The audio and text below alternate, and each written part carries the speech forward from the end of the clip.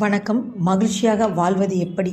மகிழ்ச்சி என்ற வார்த்தையை சொல்லும் பொழுதே சூரியன் பிரகாசத்தில் தாமரை மலர்ந்தது போல் முகம் மலர்கிறது. ஆம், மகிழ்ச்சி என்பது உணர்வு. அது புன்னகையால் மட்டும் உணரலாம். அதை எளிதாக உணர முடியும். ஆனால் விவரிப்பது கடினமானது. மனிதநேயத்தை வளர்க்கும் மகிழ்ச்சி, ஆக்கம் தரும் செயல்திறன் மகிழ்ச்சி, அன்பு பொங்கும் இல்லத்தில் மகிழ்ச்சி, எண்ணத்தில் தூய்மை மகிழ்ச்சி, ஏகாந்த நிலை தரும் மகிழ்ச்சி, ஊக்கத்தில் உழைப்பும் மகிழ்ச்சி. நமக்கு கிடைக்கும் மகிழ்ச்சி என்பது இடங்களில் பொறுத்து அமைவதில்லை, நம்மோடு பயணிக்கும் மனிதர்கள் பொறுத்தே அமையும். மகிழ்ச்சியை பற்றி பேசும் பொழுது எனக்கு நினைவுக்கு வந்தது அறிஞரின் வரிகள். ஒரு முட்டாள் மகிழ்ச்சியை தொலைவில் தேடுகிறான், ஒரு ஞானி அதை தன் கால்டையில் வளர்க்கின்றான். என்ன அருமையான விளக்கம்! மகிழ்ச்சியாக வாழ்வது எப்படி என்பதை 2 வரிகளில் முடித்துவிட்டார். என் மனதை தொட்ட மற்றொரு அறிஞரின் வரிகள்.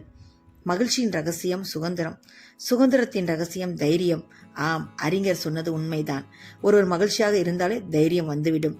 அதே போல ஏழை பணக்காரன் என்று பார்த்து வருவதிலே மகிழ்ச்சி. மலைவாழ் மக்கள்கள் இயற்கையோடு அவர்களை இணைத்து கொண்டு மகிழ்ச்சியாக வாழ்கிறார்கள். ஆகவே உண்மையான மகிழ்ச்சி என்பது நீங்கள் தகுதியாக கருதும் திருப்தியை குறிக்கின்றது. நீண்ட காலம் உண்மையாக மகிழ்ச்சி வாழ்க்கை அனுபவம், நோக்கத்தின் உணர்வு மற்றும் நேர்மறையான உறவிலிருந்து வருகிறது. ஆகவே உங்கள் வாழ்க்கையின் மகிழ்ச்சி உங்கள் எண்ணங்களின் தரத்தை பொறுத்தது. மகிழ்ச்சி என்பது உங்களுக்குள் தான் இருக்கின்றது.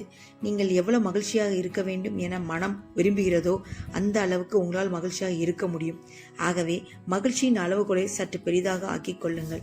உங்களுக்கு எதுவெல்லாம் மகிழ்ச்சி தரும் என்று உங்கள் மனம் கூறுகிறதோ அவற்றையெல்லாம் பிறருக்கு மனவேதனை ஏற்படாத வகையில் செய்யுங்கள். உங்களுடைய மகிழ்ச்சியை பிறரிடம் தேடாதீர்கள், அது உங்களை அடிமையாக்கிவிடும்.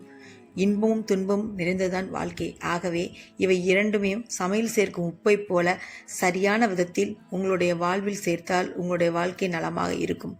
மகிழ்ச்சியின் ரகசியம் திருப்தி, மகிழ்ச்சியின் ரகசியம் பொறுமை, மகிழ்ச்சியின் ரகசியம் பகிர்தல், மகிழ்ச்சியின் ரகசியம் எதிர்பார்ப்பு இல்லாதது. இந்த தருணத்தில் மகிழ்ச்சியாக வாழ்வது எப்படி என்ற அருமையான தலைப்பில் பேசுவதற்கு வாய்ப்பளித்த மகிழ்ச்சி எஃப்எம்முக்கு என்னுடைய மகிழ்ச்சியான வணக்கத்தை தெரிவித்துக் கொள்கிறேன். நன்றி.